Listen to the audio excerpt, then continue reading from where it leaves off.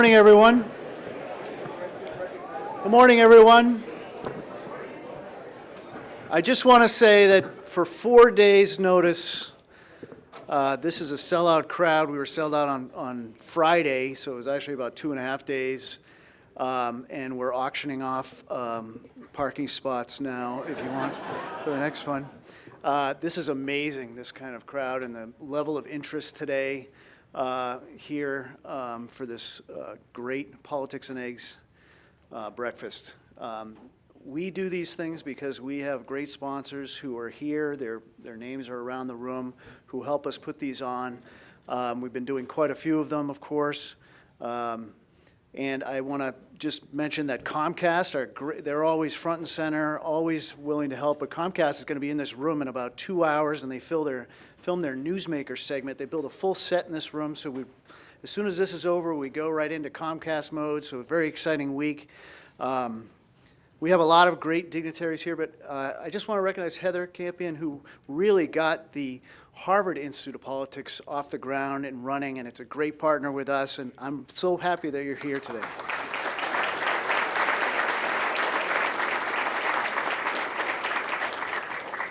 We have a great partner, and the New Hampshire Institute of Politics is a great partner with the New England Council, New England's Chamber of Commerce. Jim and I basically have breakfast, lunch, and dinner together, and I want to introduce Jim Brett for the purposes of introduction. Thank you.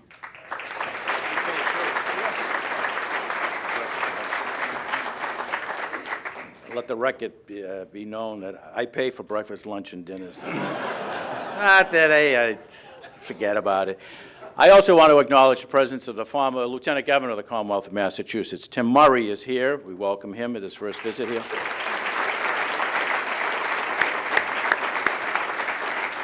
And I, too, would like to welcome all of you on behalf of the New England Council here.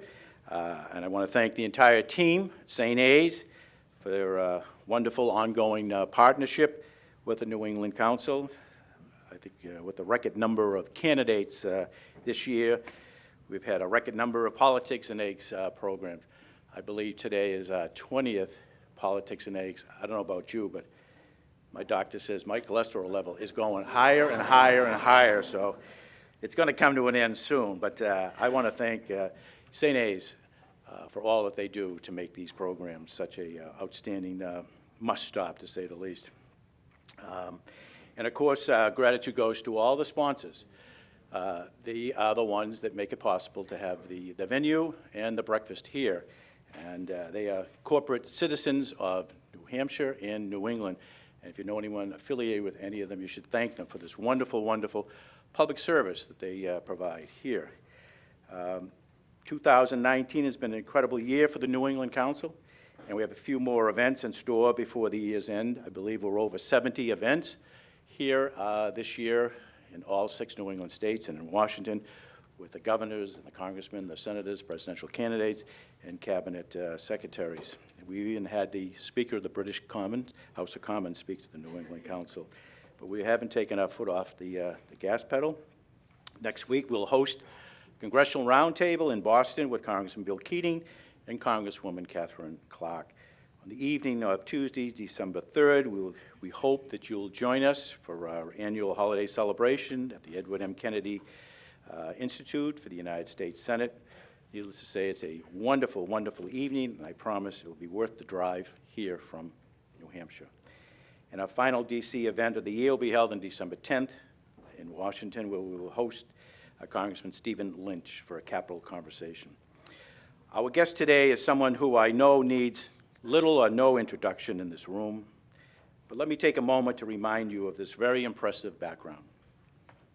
Born and raised on the south side of Chicago, he first came to New England to pursue his education, first at Milton Academy and later at Harvard University, where he received both his undergraduate and law degrees. He went on to achieve great career success, both in the public sector as an attorney in President Bill Clinton's Justice Department, and in the private sector, holding leadership positions at major corporations like Texaco and Coca-Cola. Some have questioned his decision to jump into the presidential race. The word underdog has been used by many a pundit. But let me remind you that as an underdog is exactly what he was in 2005, when he decided to run for governor of the Commonwealth. As a political newcomer, he defeated a well-known, longtime public official in the Democratic primary, and a well-known lieutenant governor in the general election. And during his 8 years as the Bay State's chief executive, he pursued an ambitious agenda that included implementing the state's first-of-its-kind health care reform law, investing in public education to close the achievement gap for minority students, and setting ambitious goals for expanding renewable energy in the state.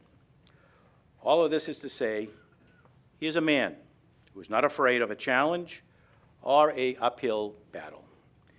And on a personal note, I had the opportunity to work with and get to know the governor pretty well during his tenure at the State House, where he appointed me as the chairman of the Governor's Commission for People with Intellectual Disabilities. Needless to say, I've always found him to be kind, very generous, very effective, but more importantly, very compassionate. He's been out on the presidential campaign trail for the past 2 weeks, and today we're pleased to welcome him home to New England and to Politics and Eggs. I know all of you are eager to hear about his vision for the future of our country and why he thinks he's the best candidate to take on the president next year. Please join me in welcoming the former governor of the Commonwealth, my dear friend, the Honorable Deval Patrick.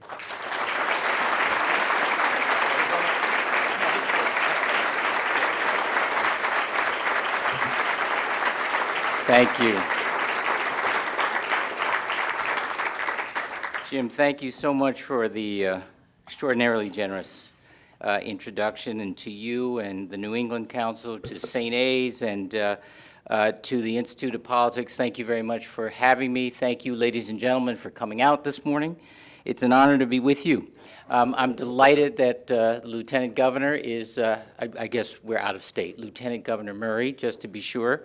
We're all talking about the same person, and many other friends are here today in the room. You already know my story. Perhaps for those of you who don't, I apologize to those who do. I want to start there because it provides, I think, important context for why I'm running for president, and then we can save most of our time for conversation.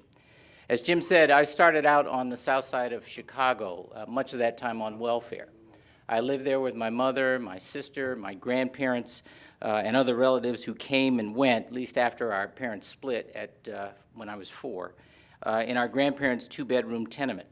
My mother and my sister and I shared one of those bedrooms and a set of bunk beds. So you go from the top bunk to the bottom bunk to the floor every third night on the floor. I went to big, broken, overcrowded, under-resourced, sometimes violent public schools. Still, my grandmother would always tell us, "You're not poor. We're not poor, just broke." Because broke, she said, is temporary.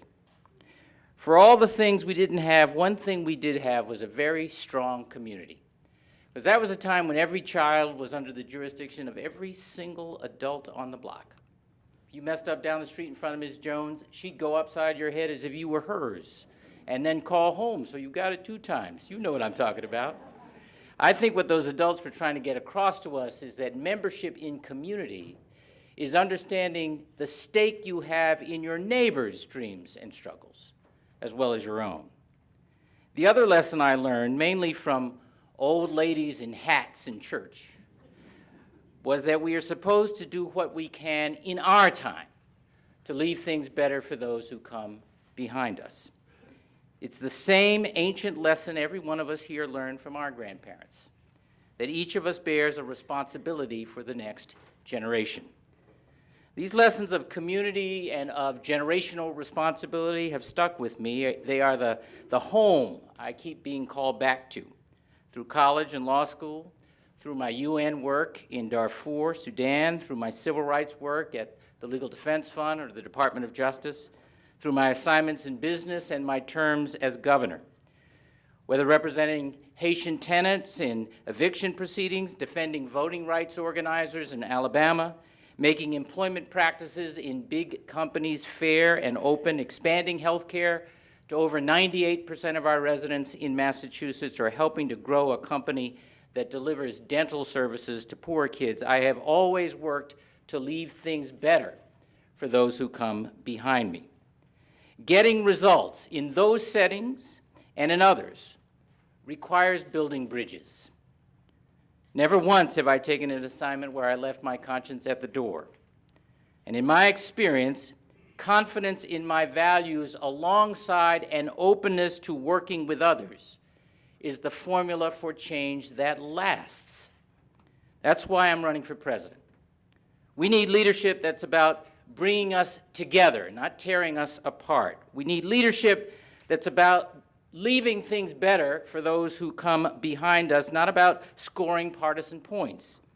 We need leadership that understands that unity makes us not only stronger, but successful. In other words, we need leadership that's about doing the job, not just having it. I am a Democrat and proud of it. Democrats are the party of strivers and strugglers, the folks who look to America to offer a way up and a way forward. We are the party of families who want a home they can afford in a neighborhood that's safe, of students who want to further their education without being enslaved by debt, of workers who want a chance to earn their way, of seniors who want to age with dignity, of immigrants who want a lawful path to mainstream American life, of the incarcerated who want a second chance, of all of us who want health care we can afford and count on. That's us.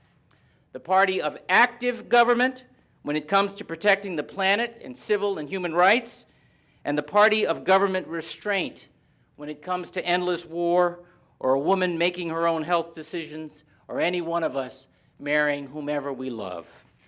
I believe that the American experiment is deeply invested in aspiration and common cause, in basic fairness, that it works where we build community and bear our responsibility to leave things better for those who come behind us. That's the kind of party these dark times require, and that's why I'm a Democrat. But I don't think you have to hate Republicans to be a good Democrat. I don't think you have to hate conservatives to be a good progressive, or to hate business to be a good social justice warrior, any more than I think you have to grow up poor and stay poor to care about chronic poverty, or to hate police to believe that Black lives matter. I try to be the kind of man who rejects false choices, not for the sake of tamping down disagreement and smoothing things over, but because the range of my life experience has taught me that so many of the choices we present each other in politics are in fact false. So I want you to understand that I am proud to be a Democrat, but I am not running to be president of the Democrats. I'm running to be president of the United States. And there's a difference. I'm not talking about a moderate agenda. That's the last thing we need in times like these. I'm talking about being woke, as my friend Anand Girandaras says, while leaving room for the still waking. I'm talking about what it takes to govern, what it takes to actually make change that lasts. The values of community and generational responsibility are essential for the American dream to flourish. It was because others, here and abroad, fought for, prayed for, and died for civic ideals of equality, opportunity, and fair play that I and so many others, maybe even some of you here, have experienced an improbable journey beyond our circumstances of birth. Grit, determination, resilience, high expectations, and good fortune are fundamental, to be sure. But so also are good schools with well-prepared and supported teachers. So also is food and shelter you can count on. So also is an economy that has a place for you when you're ready to go to work. Most people I meet aren't looking for government to solve every problem in everybody's life, just to do its part to help people help themselves. There is just no denying that over the years we've seen policy shift away from the values of community and of generational responsibility. The obsession with short-term, quarter-to-quarter results I saw in my business life has crept into the way we govern, where we govern from election cycle to election cycle, or news cycle to news cycle. We've tilted our economy toward the well-connected. We've come to associate poverty with the unrelated concept of fault. And we've bleached justice slowly but methodically out of the justice system. Common cause, let alone common decency, has vanished from much of our national politics, and we've so diminished and belittled government over the years that the public's confidence in it to address common needs keeps shrinking. Leaders who spend every waking moment trying to divide us have made it worse. Caging children and demeaning the weak and vulnerable has made us all ashamed. But the troubling fact is that before the current administration, the poor were stuck in poverty, and the Great Recession exposed how the middle class are just a paycheck or two away from being poor. The frustration, alienation, and even betrayal that folk feel in farm country or in coal country, in small towns across America, and many a suburb today, is remarkably familiar to me from my life on the south side of Chicago. The American dream I have lived is up for grabs, but it doesn't have to be this way. There is a way up that's not about tearing people down. There is a way to build together. I know this because that's what we did in Massachusetts. We faced the worst economic crisis in a generation, just like all of you. And because we stuck together, made shared sacrifices in the interest of shared prosperity, we emerged stronger on the other side. After 8 years of hard work and focus through those values, Massachusetts ranked first in the nation in student achievement, in healthcare coverage, in veteran services, in energy efficiency, in entrepreneurial activity, to name just a few. We helped revive an economy hammered by recession by turning it into a global innovation powerhouse, creating a 25-year employment high. We developed a national model for addressing climate change by working with our neighboring states on the Regional Greenhouse Gas Initiative, planning for and investing in resilience and recovery, closing coal-fired power plants, and building a solar, wind, and energy efficiency sector that both generated ample alternatives and created thousands of jobs. We made meaningful reforms in transportation, criminal justice, the ethics rules, our state pension system. And we did it with responsible budgets and by earning the highest bond rating in state history. Now, we did not get everything right. Nobody does. But we got these and other results because we worked hard every day to do all the good we could for all the people we could, in all the ways we could, for as long as we could. We governed for everyone, everywhere, not just the people who voted for us, by asking people to turn to each other rather than on each other. If we want affordable health care for everyone, everywhere, if we want an economy that offers a future for everyone, everywhere, if we want a justice system that is just, an immigration system that works, a tax system that makes sense, we need leadership that builds bridges. A politics that says we have to agree on everything before we work together on anything, that offers government by slogan and short-term wins, is exactly the kind of politics that brought us to this point. Substituting our version for theirs is not actually going to deliver change that lasts, if it delivers change at all. In the coming weeks, we'll be rolling out our policy agenda. You'll hear about a reform agenda that proposes fixes to systems like the tax system, immigration, healthcare, and criminal sentencing, systems that need to work in order for the American dream to work. And a democracy agenda to end the hyper-partisan gerrymandering, excessive money, much of it dark, and voter suppression that have steadily and cynically choked off the fundamental act of citizenship, and that must be addressed so that it's easier for everyone to make representative government meaningful.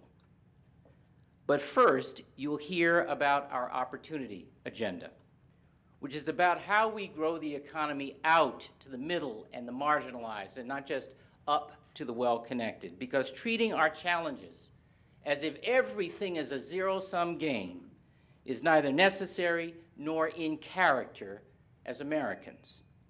Beyond the redistribution others are talking about, we need to expand the economic pie and enable more people to earn their way in it. Changes that meet the scale of our national and global challenges, changes that last, will require more than indignation, however righteous that may be. Because more than the character of the candidates is at stake this time. This time, it's the character of the country. This time, it's about restoring the American dream so that it works for everyone everywhere. This time, it's about whether we are prepared to do the work of rebuilding our national community for today and for tomorrow. People ask, quite rightly, why I am running for president, especially when the field is so full already. You sound tired yourself, Jim. The answer is experience, both range and depth.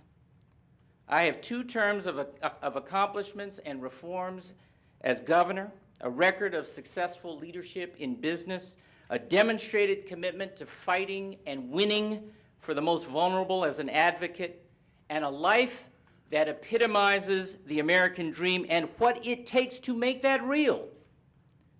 And I have learned from all of that building a better future requires building bridges and rejecting the false choices we so often peddle to one another. Rejecting false choices to build a better way forward together is not fanciful. It's not wishful thinking or a talking point. It's my life. I got a break, as Jim said, when I was 14 years old through a program called A Better Chance to go to Milton Academy, a boarding school, as some of you may know, in a leafy neighborhood outside of Boston. Arriving there alone in the fall of 1970, the night before classes began, felt to me like landing on a different planet. They had a dress code then. Boys wore jackets and ties to classes. So when the clothing list arrived at home, my grandparents splurged on a new jacket for me to bring to school. But a jacket on the South Side, you have to understand, is a windbreaker. Right. So on that first morning, while all the other boys were putting on their blue blazers and their tweed coats, there was I in my windbreaker. I had a lot to learn.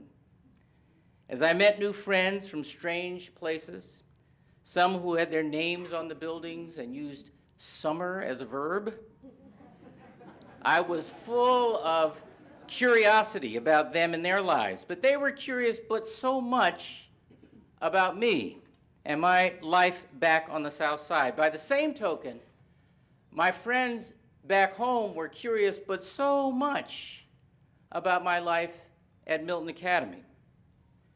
Before long, I began to sense that I was straddling these 2 worlds, where the price of admission to the one was rejecting the other. But it was a false choice. I realized that to live my fullest life, I had to decide who I was, and to be that all the time, whatever world I happened to be traveling through at any given time. It's a tough lesson to grapple with at any age, especially at 14, but a vital one. I learned that being true to who I was made it possible to build bridges, and I learned how not to lose myself or my way as I built. In our history, America has herself seemed to straddle 2 worlds from time to time, a land of hope and welcome, and of enslavement and exclusion, a land of extraordinary progress and of confining nostalgia, a land where extraordinary wealth and transformative kindness can exist side by side with abject poverty and hate. It still makes my heart ache to think that this great nation could defeat totalitarianism and win the Second World War and then demean and disenfranchise the black veterans who helped deliver that victory when they came home. But the ideals of equality, opportunity, and fair play must endure. They are still defining for us. They are still a matter of the American character, and they still offer the best hope of the world for humankind. They have meaning only when we remember, especially in dark and challenging times like these, that we have a stake in our neighbors' struggles, just as they do in ours. I am hopeful for America. I'm hopeful because more and more people are coming off the sidelines and standing up for America at her generous and optimistic best. At any given time, on any given issue, activism like we see today may make people in power, maybe even some of us, uncomfortable. But in the end, these activists are our neighbors. We have a stake in them just as they do in us. And they have taken to the legislatures, to the ballot boxes, to the streets, to the courtrooms, to lay claim to a better democracy, a better national community, and ultimately to the best of the American character. If we work together, and if the woke leave room for the still waking, we might just find that we have before us the best chance in generations to build for our children and ourselves a fairer, more just, truly great America, an America that understands our greatness comes from our goodness. That's the kind of leadership I'm about, the kind of man I try to be, and the kind of responsibility I will bear as President of the United States. Thank you for having me. I look forward to your questions.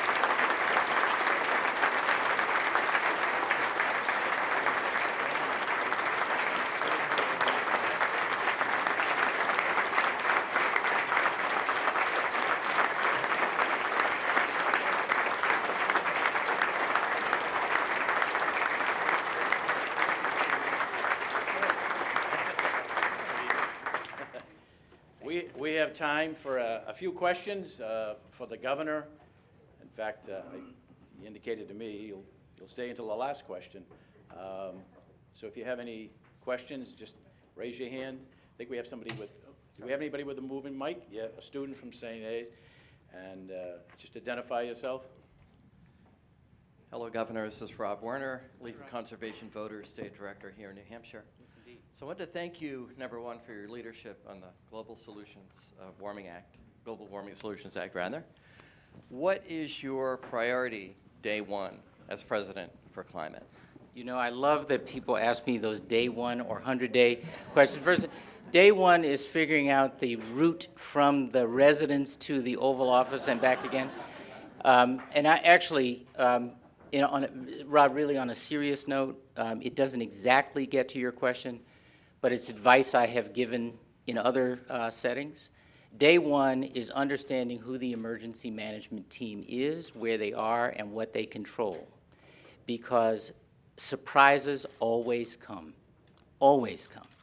And I think one of the reasons why we were as prepared as we were for the marathon bombing, for example, is because we had had hurricanes and, you know, 100-year storms and the loss of drinkable water for the eastern half of the Commonwealth and so forth. So on a serious note, the first thing is understanding where the talent is, the resources, and how to pull them together. On the question of climate change, you know, there's some things we can do if I'm right about the calendar, and you can help me with this, around getting back into the Paris Accords. If I'm right about the calendar.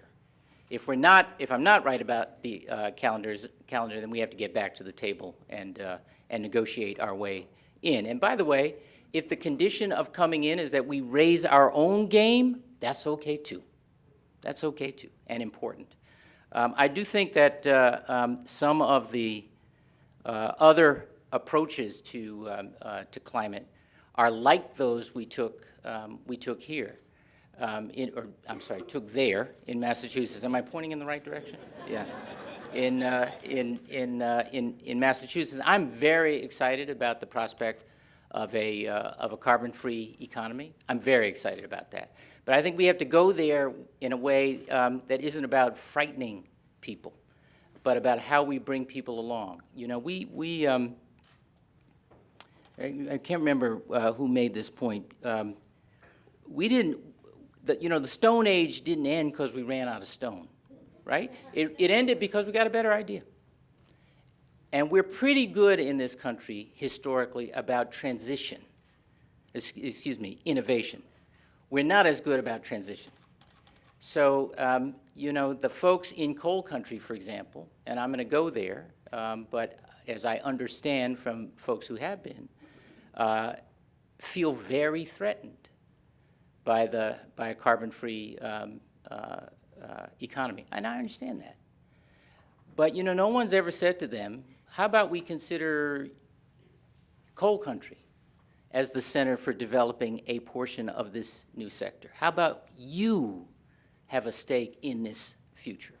Instead of feeling like the future is happening to them, that we are building this new future together. And there's some more puts and takes, but those are some ideas I have. We have a question from AARP. Mary, mic is right here. Good morning and welcome to New Hampshire. Thank you. My name is Mary Roberge and I'm from AARP New Hampshire. And I want to talk to you or ask you a question about something that really encompasses all of the country. It doesn't matter whether you're a senior or you're a child or even middle-aged. A lot of us have experienced the high cost of medications. My own mother at one point had to pay $400 a month and did not have any income. And I know this is, what would you do the first day in office, or what is the first thing? I promised Rob my first day. Mary, I can give you the second. Or after you find the route. Right. What is the first thing that you would do to lower the cost of prescription drugs? Prescription drugs. Mary, thank you for your question and your concern. You're right. That's one you hear all over the place, and for good reason. We have a prescription drug economy, if you will, where the cost of investing in developing drugs is borne by this country, mainly, not exclusively, but mainly, and the cost and the reaping of the return is borne by us in the costs, but not by the rest of the world. And there is a way to think about smoothing that out so that the rest of the world has a stake in the investment, and so that the return, what the market permits is a benefit that's spread around the world, and not just borne by us. I mean, it's frankly nuts that you can get many of the same prescription drugs right a little while north of here for a fraction of the price here. It's also nuts that for a period of time, the federal government couldn't negotiate drug prices, not with the industry and not with other jurisdictions. It's funny, some out of one side of our mouths we say we're perfectly fine with a global economy, and others we say no, we're going to just do it this way. I mean, we can talk about, and folks have, about cost controls, price controls in particular. I'm not sure that's a long-term solution. I'm much more interested in systemic fixes. Now, Mary, if I may, I'm going to step back from your question and say it is it's an important piece, but just a piece of the healthcare cost equation. It's just darn too high. And I remember when we were trying to deal with this when I was in office, and a couple of you here will remember this because you were in those meetings. We had folks from the insurance industry, from providers, from advocates. We had doctors and other health professionals around the table when prices were going up at double digits, even during the worst of the recession. And I would say, look, We've done all this work to get access to everybody. How come costs keep going up this fast? And the answer would always start with this way. Well, Governor, it's complicated. And then it would go like this. You know, the doctors would say it's not us, it's the hospitals. The hospitals would say it's not us, it's the insurers. There is very little, or there is less transparency into how this all fits together than there ought to be. That's a part of it.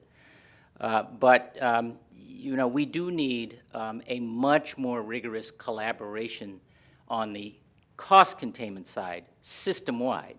In the same way, I think, at least in Massachusetts, we had that collaboration on expanding access. So it's a little bit beyond your question, but your question about drug prices is very much a part of how I think we should be thinking about solutions. Thank you. Other questions? Unless you have a better idea. Did you have a proposal you wanted to make? Because I know Rob does. He has a whole big stack of paper. I know. We'll get the mic over here. Yeah. Right here. The Honorable Justice. Governor And Patrick, can I just say before, really seriously, this doesn't have to be, you know, one-way thing. If you have an idea, offer it. I wish I did have a question. Yes, sir. Yes, I might sir. have an idea later. First of all, thanks for coming here today. Thank you. My name is John Broderick, and by way of background, I formerly served as Chief Justice of this state. And the reason I mention that is for the last 3.5 years, I've been doing the most important work of my life. And I've been going around wherever I'm invited to speak about mental health awareness. Yes. And if people in this room were with me, Governor, in those mornings in those schools, they would understand we have a crisis in this country among young people with anxiety and depression. Yes. And we do not have a mental health care system in America. So I'm asking this question from my experience on a granular level. If you were President of the United States, maybe on day 3, Governor, Better get those hands up, everybody. what would you do or promote? No one talks about this issue. It affects 1 in 5 adults and 1 in 5 kids. I hug them every time I speak, Governor. What would you do on mental health in the United States that would make a difference? First of all, Mr. Chief Justice, thank you for your service. And thank you for the question. These are issues we've dealt with in our family, we deal with in our family. We had a bumpy first few months in office when I was governor. I have my wife of now 35 years. I always point out that, you know, we don't have term limits in Massachusetts. I have one named Diane, and she said 2 terms and that's it.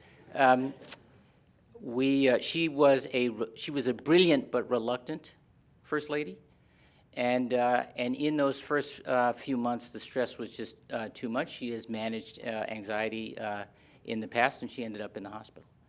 And I remember going to visit with her, and the troopers in my security detail had worked out with the hospital about you know, slipping in and slipping out, you know, going in secretly and all that. And it was ridiculous. And I remember Diane saying, "This is crazy. I'm not ashamed. I just don't feel well." And she said, "You should explain this. You should say something about it." And against the advice of her excellent clinicians, we explained that she was suffering from anxiety and depression, and asked for respect of that. And I will say that from the media on, people were fabulous. Here's the point. She got thousands and thousands of notes and messages of encouragement and thanks because she made it okay to talk about what she was dealing with and what we as a family were dealing with. And I think that one of the things, I wish you were here today, one of the things she's most excited about in being First Lady of the United States is being a leader on those issues, because some of this is just about bringing light where there are shadows, for getting past the shame. Beyond that, or alongside that, is a question about treating mental health as healthcare. and and developing the capacity so that we can respond to the needs that people have in the stations in life they're in. I'm not talking about social economic stations. I'm just talking about where they are in their own journey. You know, there was a settlement I read about in a state recently. I've been in so many, I don't remember which one, where the teachers had secured an agreement to have a nurse in every school. And the nurse, under the agreements, are required to have training in recognizing, at least, mental health issues, particularly anxiety and depression, so that they can make a prompt referral, and also so that they can encourage young people, young students, as you refer to get past the shame and deal with it. You know, the underlying secret about expanding healthcare is that if we don't expand capacity, if we don't develop primary care physicians and alongside specialists and mental health care professionals, and spread the responsibility among the whole range of healthcare professionals, we're not going to meet the objective that we set out to. And so again, because like I said to Mary's question, I'm trying to think about these things as systems, and what are all the elements of how we get the systems right. I think this has to be an element of how we think about making healthcare reform really work. Thank you. Well, why don't we take a student in the right, in the back here, and then gentleman here. Thank you, Governor Patrick, for being here. Thank you. My friend from East Milton. Yeah, small world. My question relates to the humanitarian crisis on our southern border. Yes. Many of these people come from Central American nations filled with a lot of gang activity and drugs. How would you address this current crisis? Well, I think there are two parts of it, maybe three. We have to get at root causes. And there is a way to engage globally that doesn't make us America's police person, doesn't make us responsible for every hot spot in every part of the world, but that does engage in ways we know work that serves both our humanitarian aspirations and our practical interests. So I think just saying you can't come in, by the way, it's amazing to me, asylum is a legal process, but we lump it all into the same bucket of outsiders and unwanteds. And I think that has to change. When the Obama administration was facing a similar, so this is to how we deal with the crises today. When the Obama administration was facing a similar crisis, when I was in office, we got calls, several governors got calls about whether we would be prepared to shelter, mainly these were unaccompanied children, some as young as 2 years old, by the way. 2. Anybody in here a parent? Can you imagine sending your 2-year-old unaccompanied over thousands of miles and what that means? What motivates you to do that? Really? A driver's license? No. You were worried about the safety of your loved one. And the notion that you look to the United States for safety and dignity, and that we treat children that way when they seek asylum, to me, is just wrong. It's just wrong. I do think there are partnerships with governors like the ones that the Obama administration asked about. I don't think they actually ultimately did it, but that they asked about, that can help. And I think as partners and bridge builders, governors ought to be willing to help with resources and support. But I think unless we get at root causes, it's just a Band-Aid. And I think that part of comprehensive immigration reform has to include both border integrity. By the way, don't don't buy this business that Democrats, or at least this Democrat, believes in open borders. That's ridiculous. I do think we have to have modern, humane, responsive, responsible systems and rules, and we don't. And I think one of the reasons we don't, or one of the reasons we're facing the issues we do, is because, capital is global, but labor is not. People go where there's opportunity, but we don't make a way for people to come for that opportunity that is transparent and straightforward and fair. But you don't have to trade that for border integrity. We should have border integrity. And I think actually we could resolve this if we could, drain the racism out of the debate. Someone made the point recently very, very well that to some extent it feels like the current administration would rather have the issue than a solution, just to have it. And this administration is not the first like that, sadly. Gentleman in the back, did you have a question too, General? Okay. Hi, Governor. I'm Lee Perlman. I'm with the Educational Justice Institute at MIT. We provide college education in prisons in Massachusetts. And I want to ask you about, I'm sure you know that we incarcerate more people in this country than any other country in the world. Our recidivism rate hovers around 60%, so we're putting lots of people away, and they're all coming back. So I have lots of proposals, but I'm interested in what you have to say about criminal justice reform. Well, just a couple things first, Mr. Perlman. Thank you for what you're doing. We do have a, I referred to government by slogan earlier. 3 strikes and you're out sounds clever, but it's a failed policy. It's not the only example, but it's a failed policy. And so, we have, as you noted, we've warehoused a generation, mostly of black men, but not exclusively, as you know, of black men. And then we compound it by, first of all, understanding that 97%, I think it is, 95% come out one day.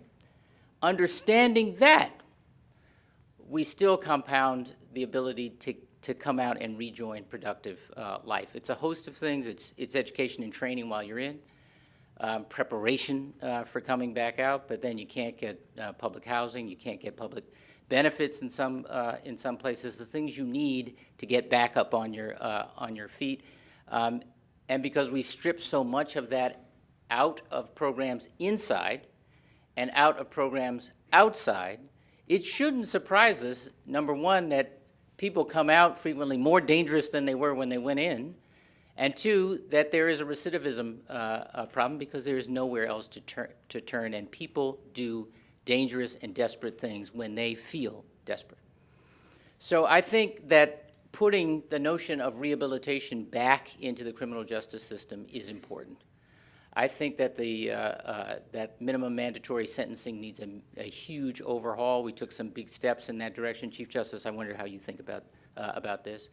The shifting of decision-making power to prosecutors rather than to judges, which has happened in my lifetime, produces problems. I can talk about stuff I did on the death penalty in the South, and how that tends to go up around election time for district attorneys.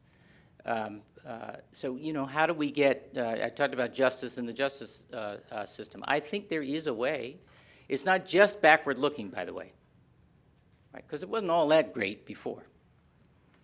But there is a way to think about, and we haven't even talked about voting rights for folks who are former felons. There's a way to think about our justice system which is about preparing, having people do their time. They did the deed, they should do the time.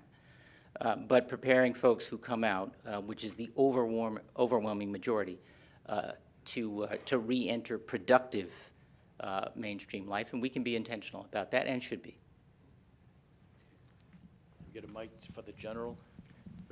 This General Jack Hammond, who is the head of the home base program that is the premier program in the United States that takes care of all the returning Iraqi, Afghanistan vets.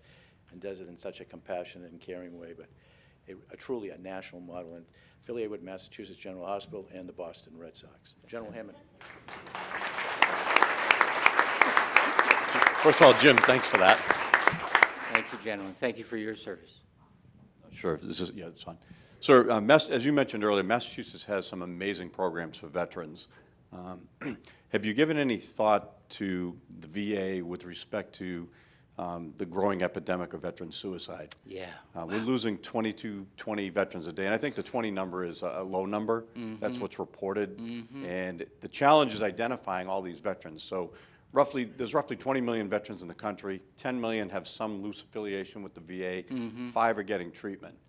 So with that, we've seen the budget for the VA grow from $80 billion in 9/11 to $200 billion plus today, with little to no improvement with veteran suicide.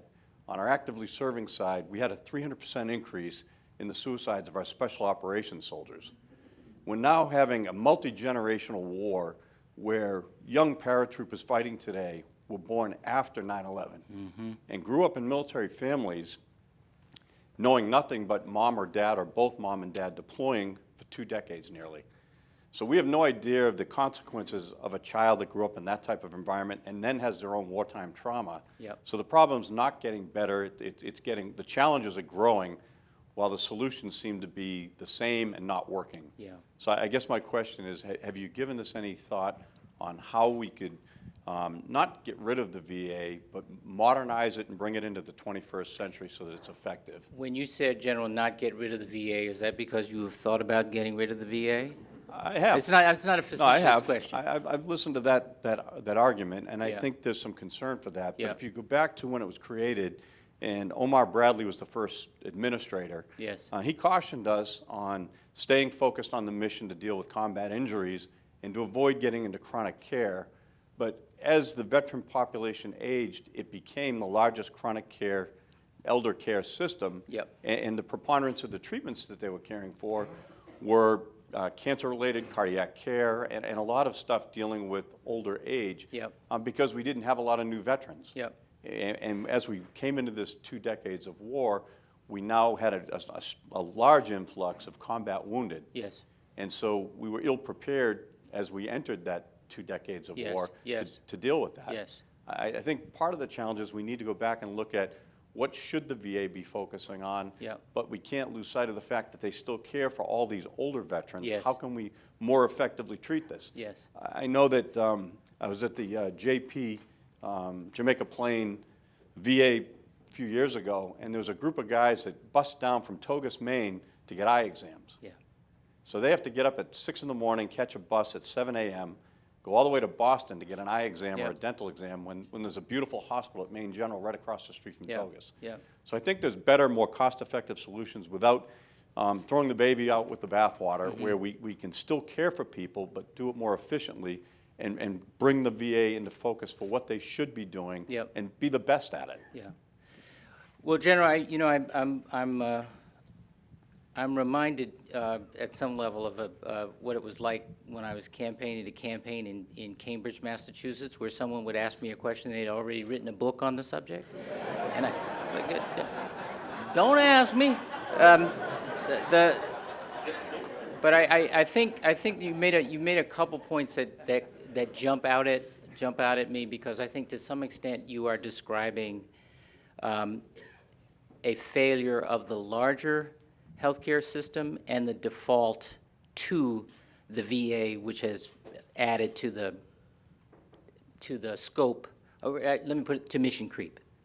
And I think that simply saying, and I am not simply saying, and you are not either, but I want to be careful not to be heard to say, let me put it this way, that chronic care unrelated to combat injuries, to your point about the original mission, should be done by the general healthcare system. I'm reluctant to be heard to say that that's good enough without fixing the larger system, so that it's actually responsive and affordable. So, and you will hear, by the way, if I can just drop a footnote here, it's very, very hard for me to accept the way we do policy, which is in silos, because most people live their lives in you want me to wait? You can get,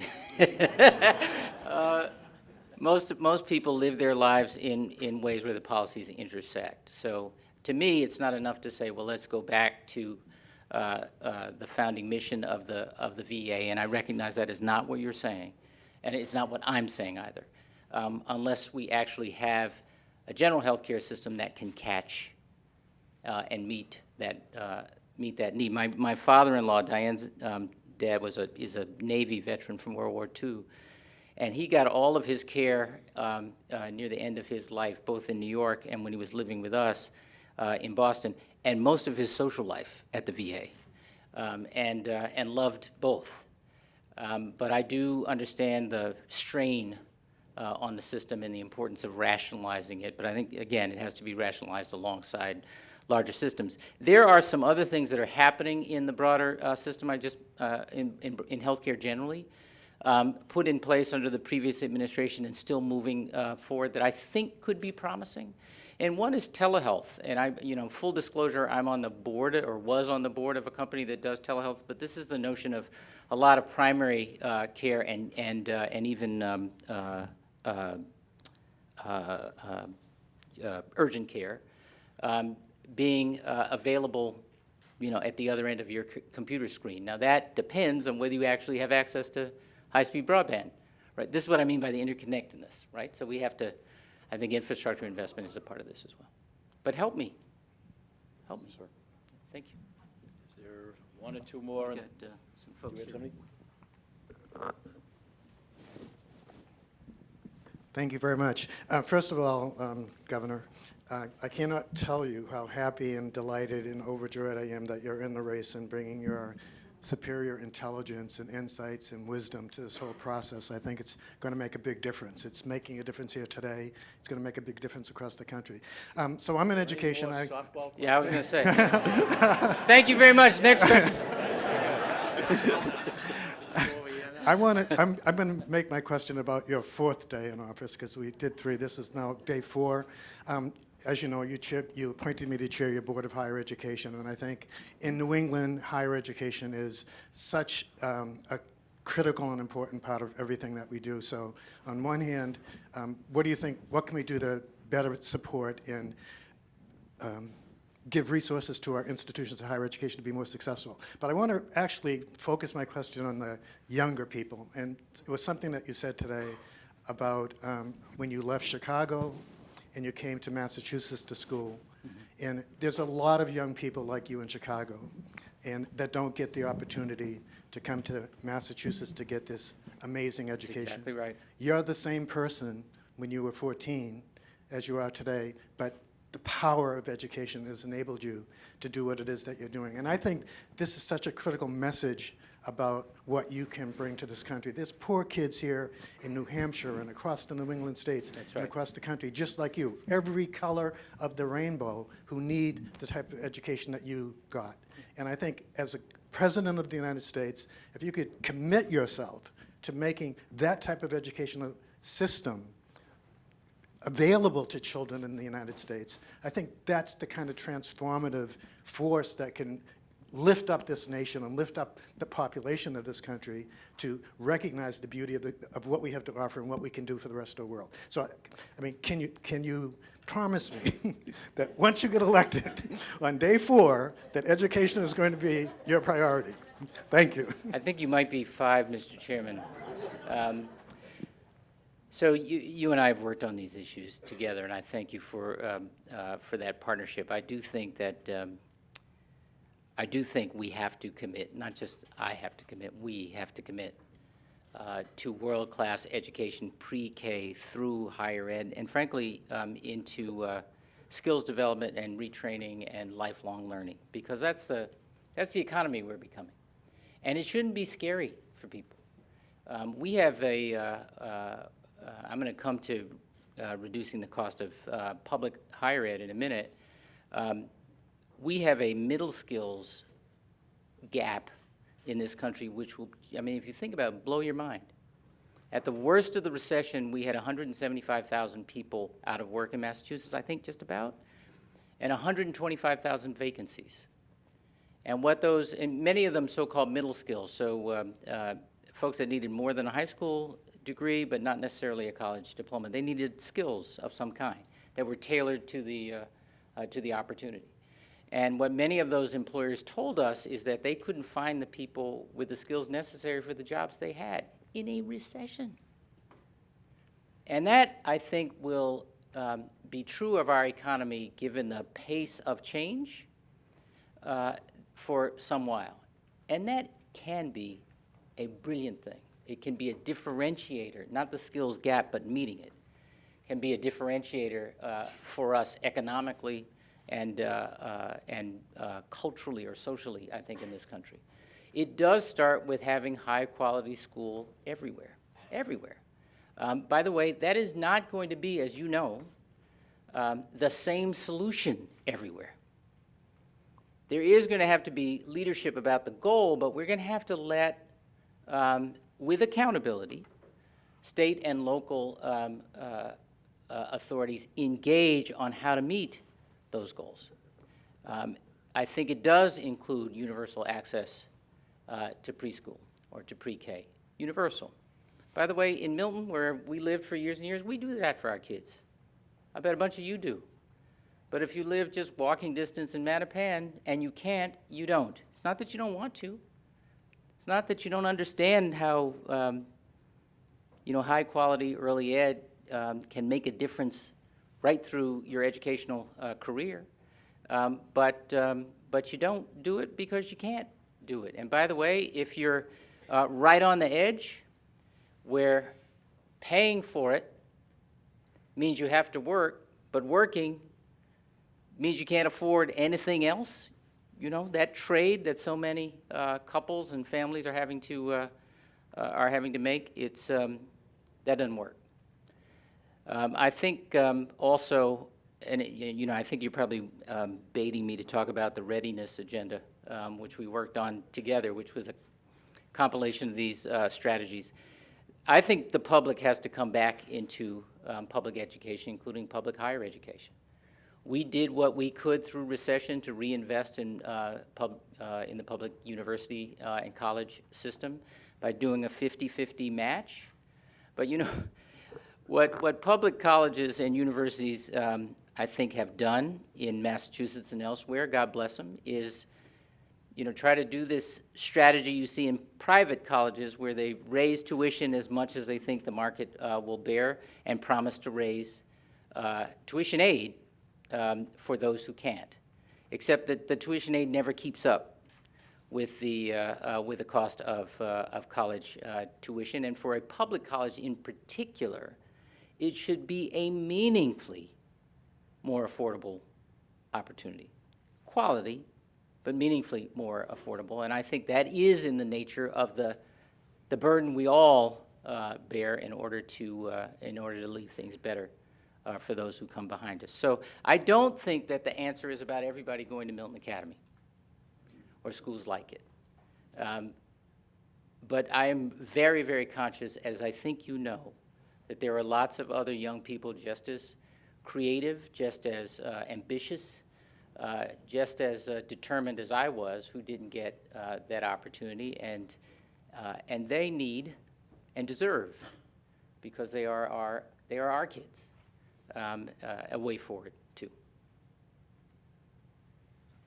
Governor, what's the proudest accomplishment of your 8 years as governor? So the question I hate the most is, what are you going to do on day one? And the question I hate next is, what is my proudest accomplishment? I think, I mentioned some of them, and I mentioned them in a list, not for bragging purposes, Jim, but because I do think they connect. In real people's lives, they connect. You can have a great education and no growing economy afterwards, and you don't.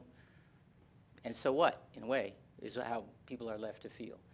I think there was a tone we set that we could think big and deliver that I think was enormously important, and I think we saw it in some ways most starkly after the bombing at the Marathon. You know, that was a time when, a moment where there was chaos and fear, and quite justifiable, where we didn't know. You know, we think about it now, there were two guys, 2 bombs, and as if that was known at the time. We didn't know. I remember on the day of the, at the end, you know, you all know about some of the drama, but you don't know that we stopped the train, the Amtrak train headed to New York out of South Station early that morning, stopped it outside of New Haven and had it searched, that we had detained someone who fit the description of one of the bombers in the Fenway in a taxi with an explosive device in the trunk, or that federal authorities were chasing somebody else who fit the description out by the federal courthouse, or that the fire at the Kennedy Library, remember, was thought to be related to the attack as well. I mean, that there was, you don't have complete information, but you still have to make decisions. And you still have to encourage people not to be overcome by their fear so they can do the job. And doing the job turns out not to be the responsibility of the officials alone. It's about all of us, right? Asking people to turn to, not on. It sounds like a rhetorical thing. It is real. And those acts of kindness that people showed, the way they brought runners in when the race was stopped and brought them into their homes and hydrated them and explained what was happening and reunited people with their families, the way that the public, through their, you know, cell phone pictures and videos, helped us find these 2 terrorist needles in a haystack in 100+ hours. 100+ hours. The way that, you know, it was tragic that we lost the lives we did at the site, but given the nature of the industry, of the injuries, we should have lost many, many more, but not a single life-threatening injury resulted in death, because we had an emergency response plan that the hospitals had practiced with us for times like these. We turned to each other, and we were stronger as a result. And so, as a kind of a snapshot of what I'm talking about, you know, how you can step up stronger by that kind of leadership by the whole team, not just me.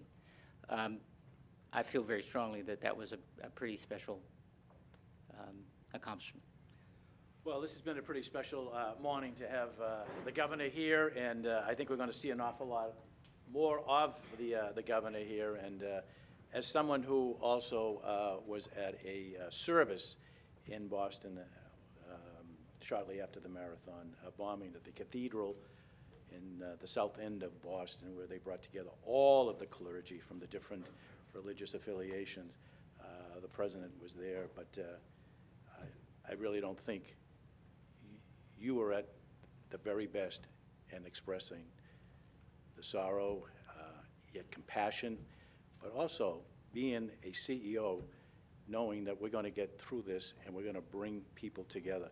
That day was memorable for me, but it also reflected so well on you and all the institutions in the Commonwealth of Massachusetts working together. But talk about stress under a disaster.